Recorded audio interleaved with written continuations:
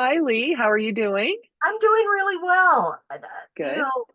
I'm hoping today that you're going to be able to tell us that you can teach old dogs new tricks. And you absolutely can. You just need to kind of be taking some things into consideration and make some adjustments. All right. Well, tell me, do you have any examples of times where you worked with older dogs and everything's worked out great? That frequently happens. One of the first dogs that I worked with, who was a senior, and he was a 10-year-old lab, and he had spent his early years chasing after tennis balls and hiking trails. He was really kind of an adventure dog, and he had slowed down significantly because he had arthritis. And so when his guardian came to me, they were very concerned that he was kind of disconnected. He wasn't having a joyful life. She was worried that he had lost his spark. And so what we did is we actually introduced some scent games for him where he was able to, we would hide some food items around and he would be able to use his nose to find them.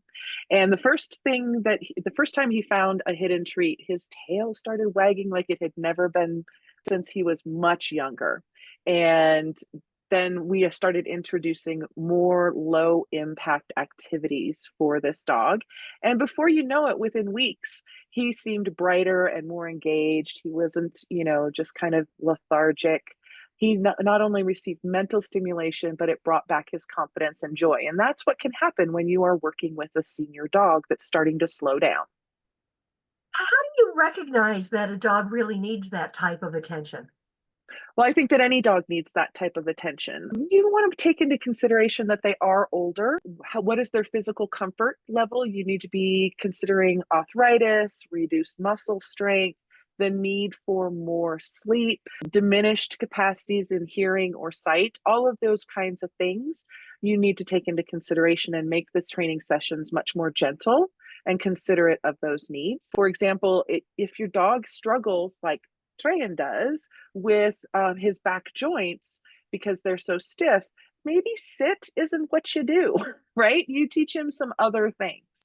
The other thing that you want to do is you want to make sure that your pace and patience is appropriate for the dog. So, what you're going to notice is your dog just doesn't have that stamina anymore. They can't do 10, 15 minutes of training. You want to make sure that you are not only modifying the intensity of the training, but also the length of the training. And then finally, making sure that you're keeping your dog's mind active. If all they're doing is sleeping and you're not asking them to use their brain, that's going to slow them down more and they're going to become more bored. It can increase anxiety. So, those activities like the scent games and simple tricks can be great if you notice that your dog is starting to lose its eyesight or their hearing.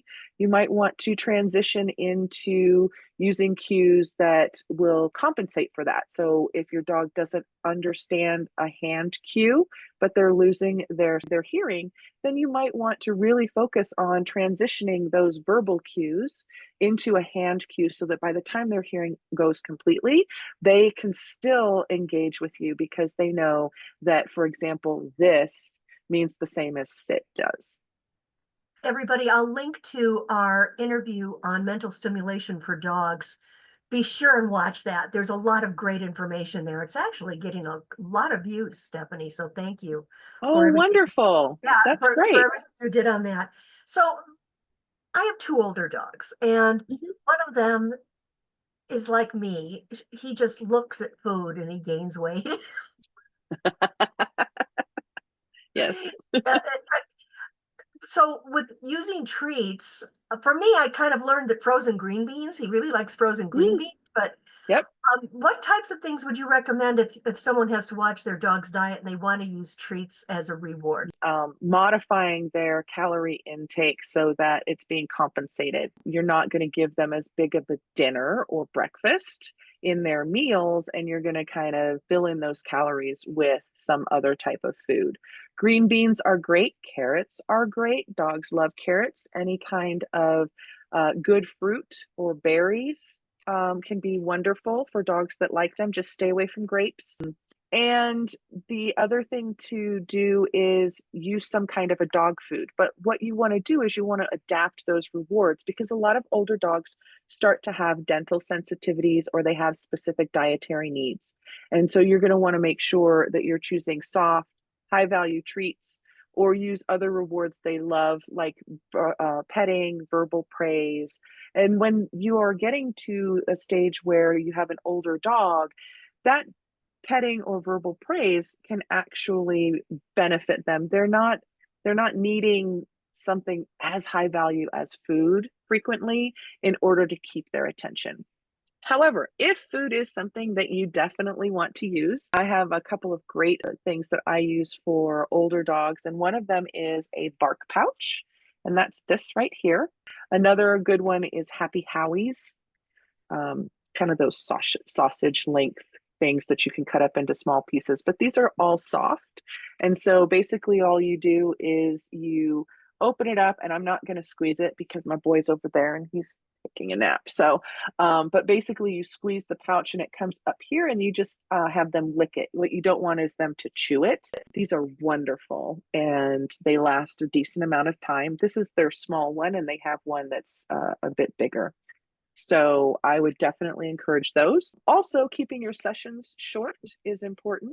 Give them that focused stimulation, and then also just make sure that you're paying attention. And when they are starting to feel tired and physically done, then make sure that you're stopping. So basically, it's following a lot of the same tips and suggestions that a person would use in training a younger dog, but then adapting those things.